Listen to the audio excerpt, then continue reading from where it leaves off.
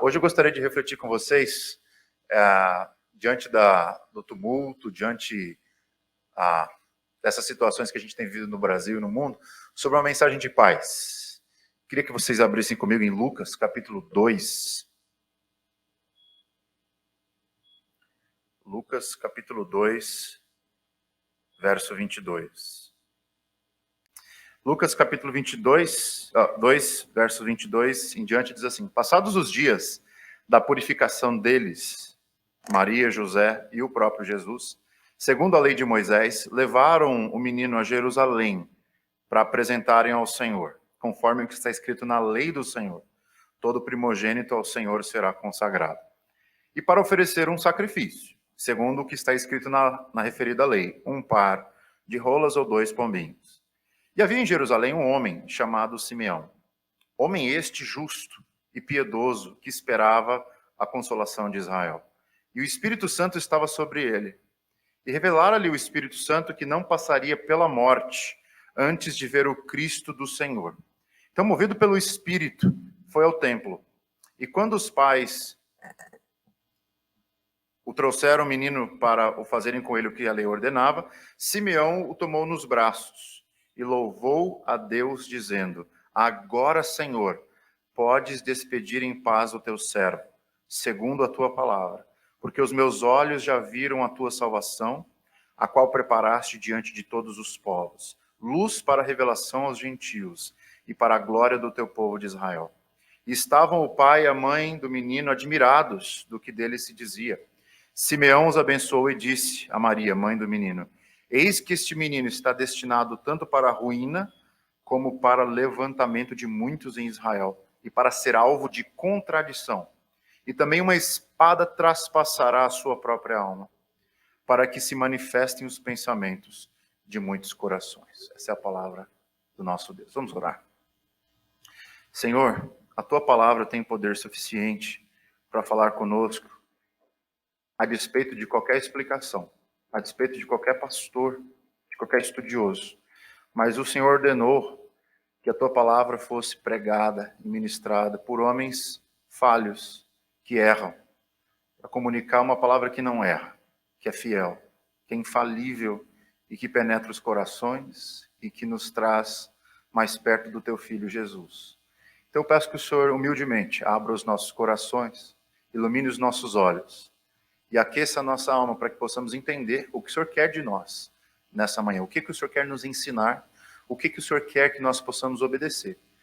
E nos ensina hoje, Pai, em nome de Jesus. Amém. Deixa eu contar uma história para vocês.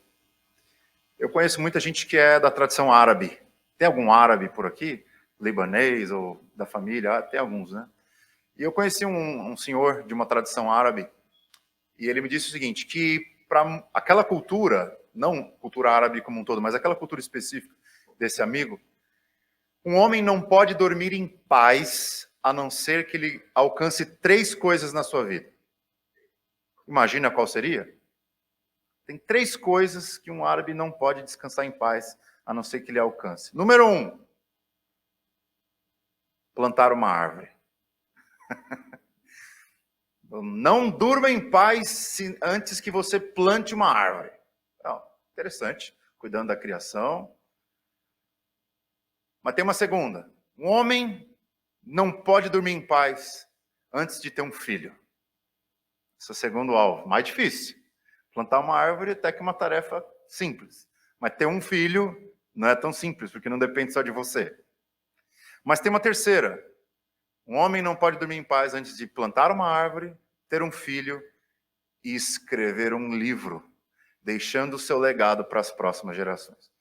Me intrigou muito esse provérbio, e eu fiquei pensando que seria uma boa introdução para o texto que nós estamos lendo. O que é que seria a coisa que você não poderia dormir em paz até que você alcance? Quais seriam os elementos? Quais seriam os objetivos? Eu poderia elencar um monte deles, mas hoje eu queria conversar sobre um outro homem do Oriente Médio que tinha apenas um objetivo, e ele não poderia dormir em paz até que alcançasse esse objetivo. Adivinha o nome dele? Simeão. Um senhor de idade, cabelos brancos, pele enrugada, mãos trêmulas. Ele tinha um objetivo de vida. Ele não podia dormir em paz, até que uma revelação que ele recebeu do próprio Espírito Santo fosse cumprida. Qual era? De segurar em seus braços a esperança concretizada de salvação para todos os povos, o menino Jesus. Esse era o sonho de Simeão. Era o sonho de carregar nos braços a redenção do universo, a redenção para todos os povos. E por que isso é interessante? Por que isso é importante? Porque Simeão vivia num tempo muito parecido com o nosso. Instabilidade política. Os romanos haviam invadido Jerusalém, não podiam fazer um monte de coisas, eram fiscalizados pelo império. Instabilidade social, porque a bandidagem comia solta naquela época, estradas altamente perigosas. Instabilidade econômica, dificuldade de vender e comprar. Educação praticamente zero, pouquíssimas pessoas sabiam ler, sabiam escrever, sabiam se comunicar. Uma opressão política, social, espiritual, tamanha. E no meio desse cenário de crise, ele tinha paz. Essa frase que eu queria refletir com vocês. Onde encontrar paz no mundo sem paz? E aí vem a resposta. Na própria frase de Simeão. Agora podes despedir em paz o teu servo, ó Senhor, porque os meus olhos já viram a tua redenção que o Senhor prometeu para Israel. Como é que você encontra paz? Olha aqui nos meus olhos. Onde que você encontra paz em 2023? Diante de tamanha perturbação do nosso país, da economia. Eu estou falando de guerra na Ucrânia, ainda está acontecendo. Eu estou falando de polarização no Brasil, eu estou falando de guerras interiores, guerras de família. Quantas pessoas eu cheguei no Brasil e falaram, pastor, a gente se divorciou. Pastor, a gente saiu da igreja. Pastor, está uma guerra na minha casa. Pastor, eu perdi meu emprego. Pastor, eu estou com uma dívida de 500 mil reais no banco. E a história se repete. Como que a gente pode encontrar paz no mundo sem paz? O pessoal que está aí nos slides pode me ajudar aí. A primeira coisa que Simeão nos ajuda a entender é: um bebê nasceu. Você pode falar, o que isso me ajuda? Como ter paz no mundo sem paz, diante de guerras, diante de dificuldades, diante de instabilidade política, econômica, social, religiosa? Me dá paz saber que um bebê nasceu. Me dá paz saber que o Natal não é uma realidade apenas para ser celebrada no mês de dezembro. O Natal, a mensagem do Natal, a mensagem do nascimento de Cristo, é a mensagem que traz paz para a alma. E eu queria dar alguns porquês para você. Número 1, porque se você olhar para toda a Escritura, da onde que viria a solução para todos os nossos problemas? Do nascimento de um menino que viria de uma mulher. O primeiro evangelho, o proto-evangelho, foi proclamado em Gênesis capítulo 3, verso 15. Do teu ventre, do ventre de uma mulher, virá aquele que esmagará a cabeça da serpente. Essa foi a promessa que Deus fez para Adão e Eva. Passaram-se os anos. Cadê a promessa? Não chegou. Então, Abraão é convencido por Deus que Deus faria dele o segundo proprietário dessa promessa de salvação. De um descendente teu, Abraão, vai vir a salvação e a bênção para todas as nações. Nasceu Isaac, depois nasceu Jacó. Cadê o descendente? Passam-se vários anos. Davi é o próximo que recebeu uma promessa. Davi, eu vou te separar e da tua descendência virá aquele que eu prometi para Adão, aquele que eu prometi para Abraão, e será um descendente, vai ser um rei. E o cetro de ferro nunca vai sair da mão dele, ele vai ser rei por todas as eras. Salomão chegou Absalão, chegaram vários outros. Passaram séculos. Adivinha o que aconteceu? José, Maria, nasceu Jesus. Quando a gente fala, um bebê nasceu, dá paz no coração. Não porque é uma história bonita que aconteceu 2000 anos atrás. É uma história linda de milagre que nasceu 2000 anos atrás, mas que traz paz para mim. Porque quando eu estou em caos, quando eu estou triste, quando eu estou desanimado, quando eu não vejo perspectiva à minha frente, eu lembro, calma, Jean, o bebê já nasceu. Deus está fazendo as pazes com a humanidade. Posso ter paz. Eu posso descansar, porque Deus cumpre as suas promessas. Ele cumpriu para Adão, ele cumpriu para Abraão, ele cumpriu para Davi, ele cumpriu para os profetas, ele cumpriu para toda a geração do Antigo Testamento, e ele se fez carne, habitou entre nós, e nós o vimos, diz o apóstolo João. Deus cumpriu a sua promessa. A paz nasceu, ele se encarnou. Nós não cremos num Deus que faz promessas intelectuais e abstratas. O Deus que fez a promessa para Abraão se encarnou, ele se tornou um de nós, e ele é o Deus conosco. Quando eu estou vivendo uma vida nublada, sem propósito, momentos difíceis, eu posso me lembrar, onde que eu posso encontrar paz? Eu sei que o menino nasceu. Eu sei que Deus não me abandona. Eu sei que Deus não abandonou o projeto da criação dele. Por quê? Porque ele cumpriu no passado uma promessa que ele fez para os nossos antepassados. O menino nasceu. Ele está reinando. Ele vive por todos os séculos.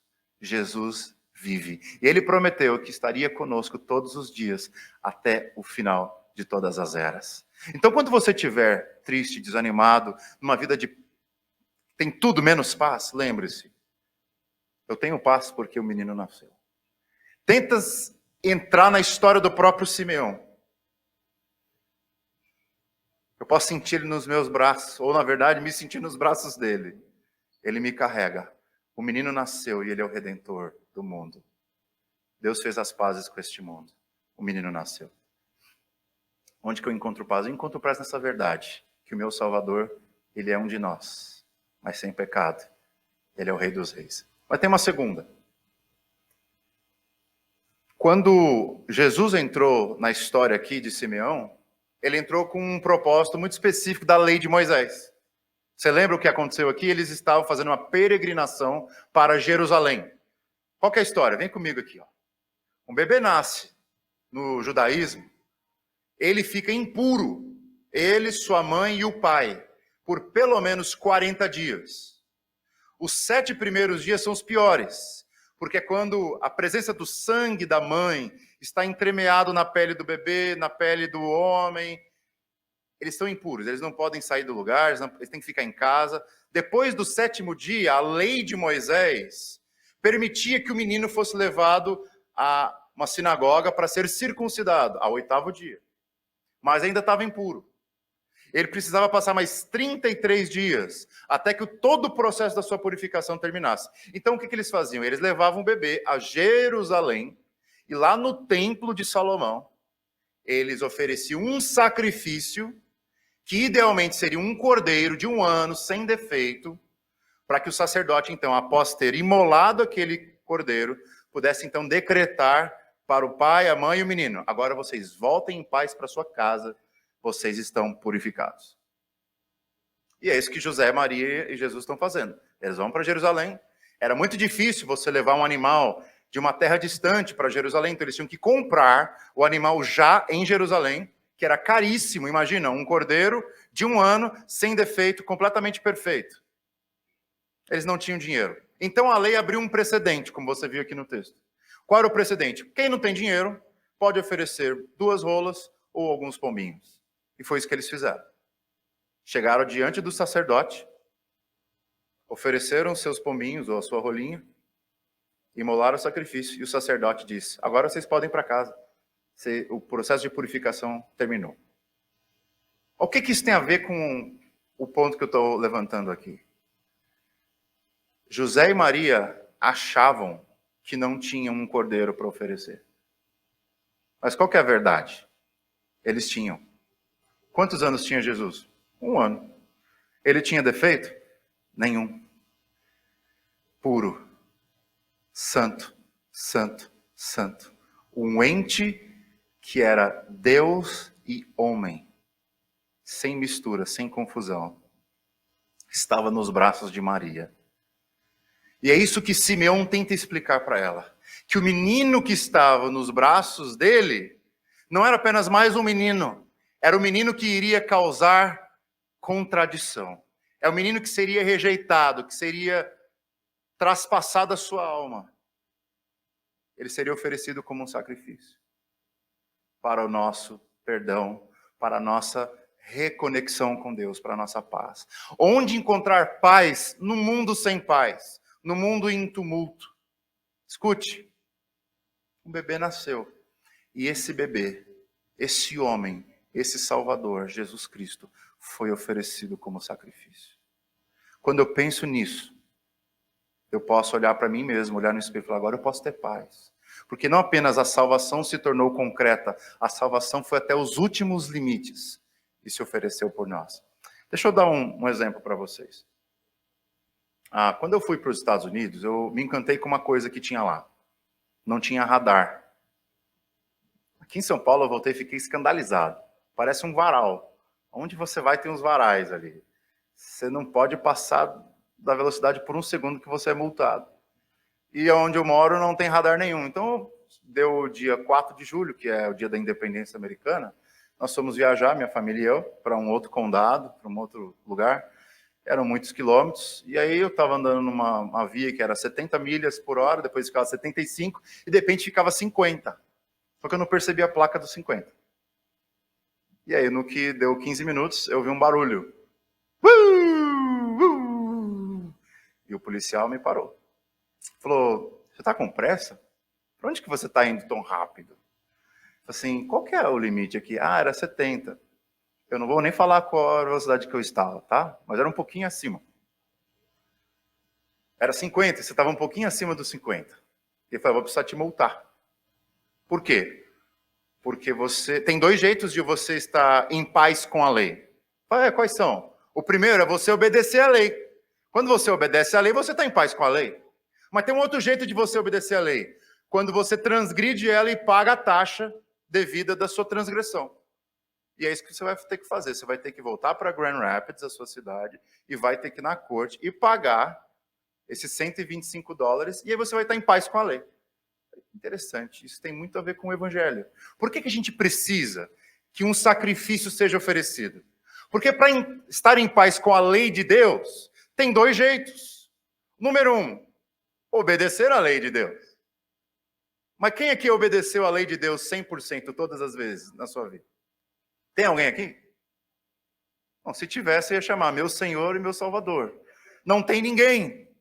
Só teve um que obedeceu toda a lei, foi o nosso Senhor Jesus. Então, se não posso ser salvo, estar em paz com a lei divina pela obediência, qual é a outra forma que eu posso estar em paz? Se eu pagar a taxa, se eu pagar a multa. Só que qual é a multa de você ofender um Deus eterno? Morte eterna. Isso eu não tenho condição de pagar.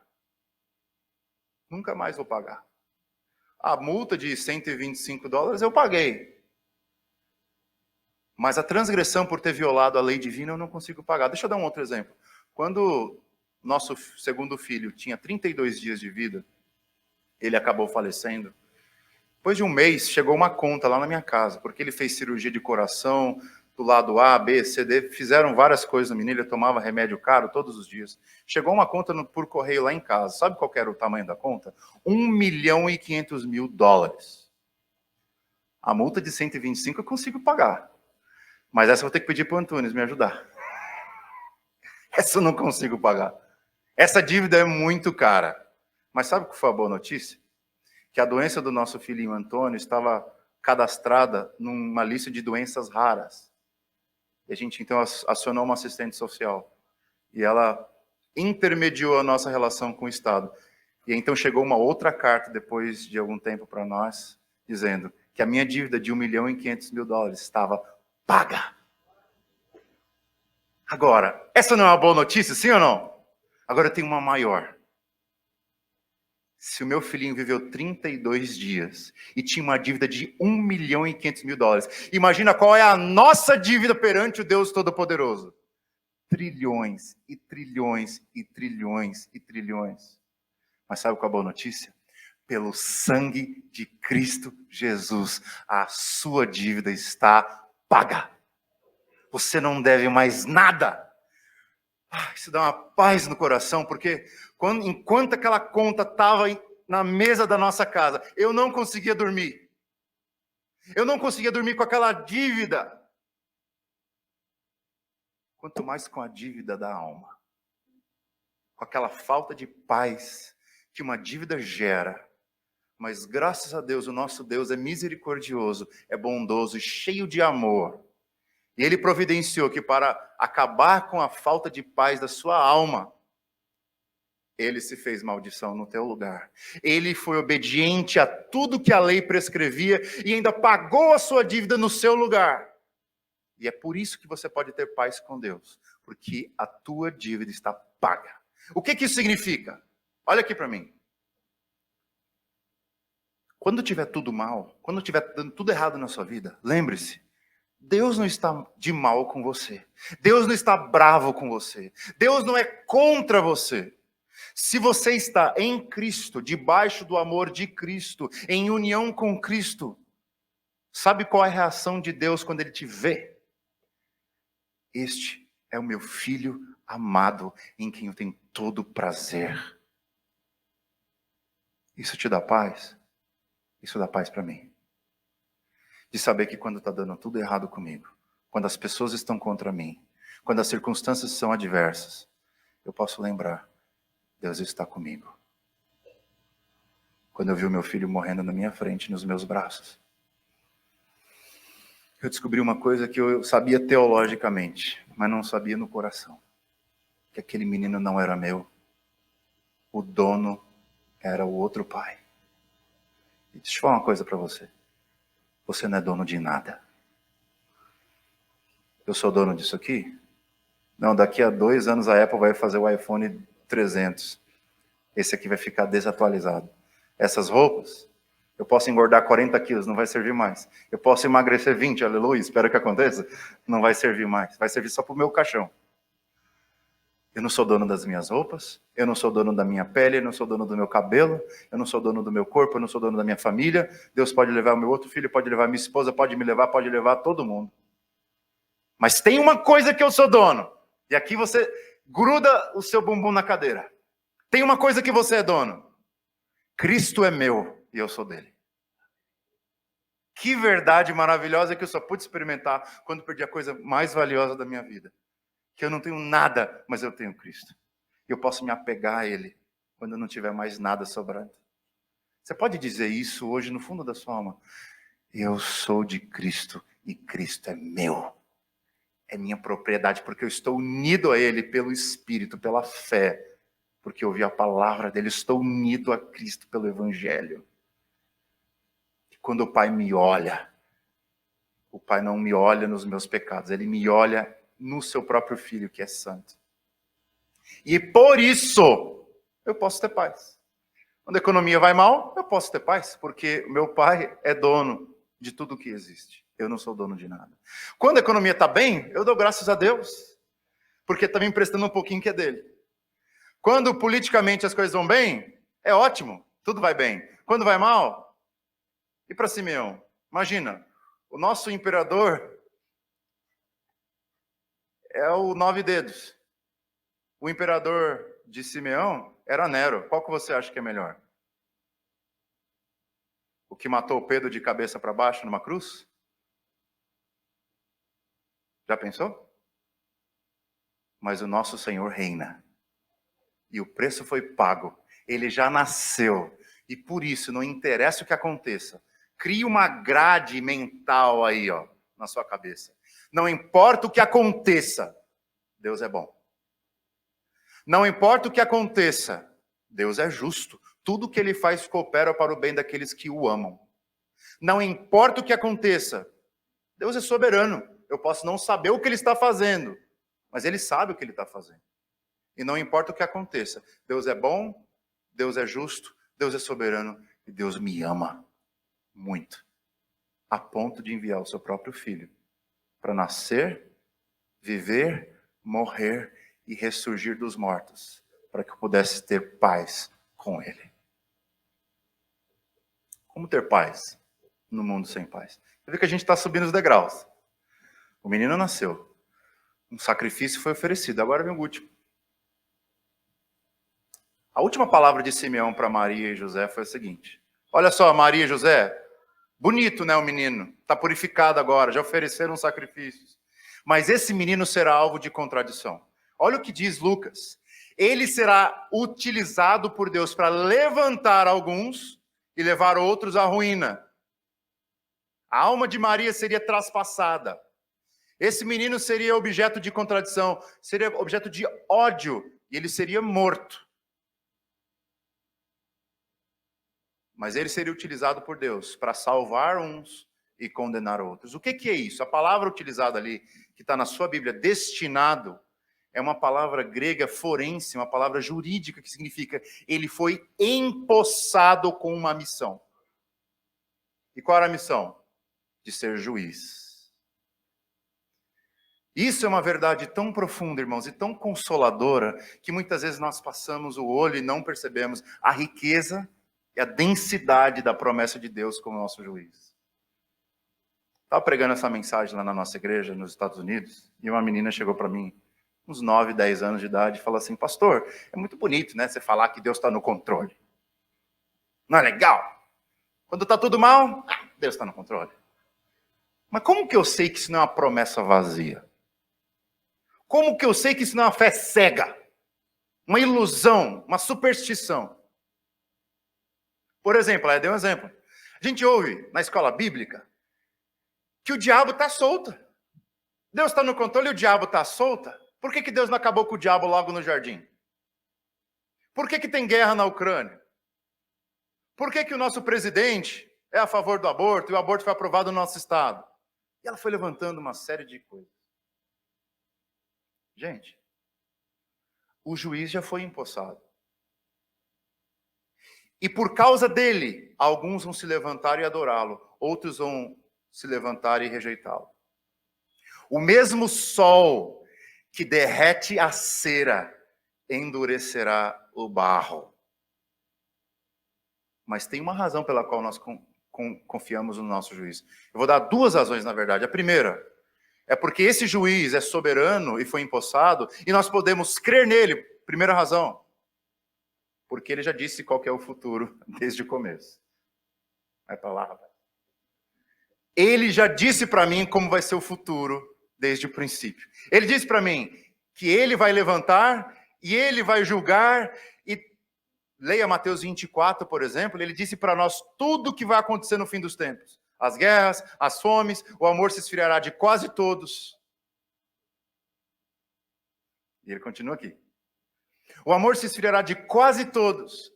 Mas, no final de tudo, eu voltarei. E haverá novos céus e nova terra, onde habita a justiça. Eu estarei com vocês para sempre. E vocês comigo, no reino do meu Pai. A gente já sabe o final. Só tem autoridade sobre a história quem diz o fim da história desde o princípio. É por isso que eu posso crer que, de fato, não é uma fé cega. Ele já predisse o que vai acontecer. Mas tem uma segunda razão. E essa tem justamente a ver com os opositores de Deus. A menina me perguntou: que o diabo? E lá nos Estados Unidos tem um feriado que a gente gosta muito. Você deve ouvir falar do feriado de ações de graça. Já ouviu falar? Esse negócio é uma febre. Quando tem ações de graça nos Estados Unidos, tudo para, entendeu? E me veio uma ideia na cabeça, eu falei para ela: olha, sabe o que Deus está fazendo com o diabo? Ele está engordando o peru para matar no dia de ação de graças. O que significa isso? Deus está dando corda para o inimigo. Está tudo no controle, está numa coleira. Não pode fazer nada além da vontade de Deus. Está dando corda, está engordando ele. De repente, vai ser penetrado, vai ser morto. E a queda, quanto maior a altura, maior o dano. Fica tranquilo. O diabo está solto, mas ele não tem poder nenhum sobre nós. Não tem poder nenhum sobre nós. Não tem poder nenhum sobre vocês. Eu não tenho nem poder sobre esse aqui. Mas Deus tem poder sobre tudo e todos. Para nós, não tem ação de graças, mas é como engordar o peru para matar no Natal. Deus está no controle da história. E por que isso me consola? Por que isso me dá paz? Porque presidente vem, presidente vai, senador vem, senador vai, caos vem, caos volta. o meu reino não é deste mundo. Eu sou um cidadão da Nova Jerusalém. E quando a Nova Jerusalém chegar, quem reinará sobre nós totalmente será o Senhor Jesus. Então esse é o nosso futuro. Não se contente com um rei menor do que esse. Não dê a sua vida, o seu sono, a sua alegria, o seu grito por uma pátria menor do que essa. Amém, gente? Nós temos uma outra pátria. Os nossos compatriotas são outros. São aqueles que estão debaixo do Rei Jesus. Essa pátria pode ir embora. A nossa pátria celestial permanecerá.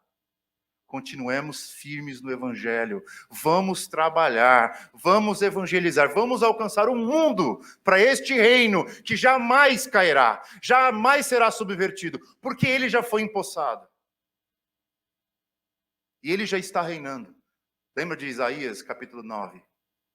Porque um menino nos nasceu, um filho se nos deu, e o poder está sobre os seus ombros, e o seu nome será Maravilhoso Conselheiro, Deus Forte, Pai da Eternidade, Príncipe da Paz. É este o teu rei. É sobre ele que você deposita as suas coroas. É sobre ele que você deposita a tua fé, a tua paz. Não deposite paz do seu coração para nenhum outro rei. Do contrário, você irá se frustrar. Então por que eu posso ter paz? Pode passar para o último. Onde encontrar paz no mundo sem paz? Bom, 3 coisas. Encontre paz em Cristo, pois ele nasceu para salvar e julgar este mundo conturbado.